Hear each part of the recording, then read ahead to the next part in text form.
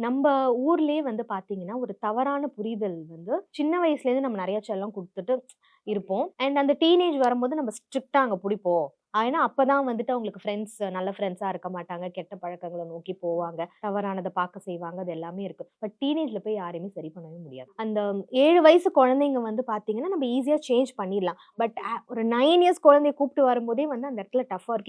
Even வந்து வீட்லயே வந்து பேரண்ட்ஸ் வந்து பார்த்தா சொல்லுவாங்க. இவ்ளோ நாள் அந்த பிரச்சனை கிடையாது. 8 வயசு வரைக்கும் நான் சொல்றத கேட்டுட்டு தான் இருந்தாங்க. அந்த 9 இயர்ஸ் வரும்போது நான் சொல்றது கேட்கவே மாட்டேங்க. படின்னா படிக்க மாட்டேங்கிறாங்க. ஓடி போயிடுறாங்க. எதிர்த்து எதிர்த்து பேசுறாங்க. சண்டை போடுறாங்க. ஏன் அப்படின்னா, அந்த 8 வயசு வரைக்கும் நம்ம நெறைய செல்லம் குடுத்து, ஓகே. அப்படியே வந்து பேம்பர் பண்ணி வச்சுட்டு நம்ம பேசிட்டே இருந்திருப்போம். டீனேஜ் வரும்போது நம்ம அந்த கட்டுப்பாடுகள் கொண்டு வந்தா அந்த குழந்தைங்களுக்கு புரியாது. மெயினா ஃபினான்ஷியல். ஒரு வீட்ல எனக்கு ஒரு பேரண்ட் வந்து சொன்னாங்க. இந்த டேப்க்கு யூஸ் பண்ற பென் இருக்கு பார்த்தீங்களா? அது ஆப்பிள் இது. 12 உடைச்சுட்டா மேடம். 13 தான் நான் வாங்கி தரேன். ஓ! For an 3 standard child. ஏன்னா அவங்க நெறைய ஆன்லைன் கிளாஸஸ் அட்டெண்ட் பண்றாங்க.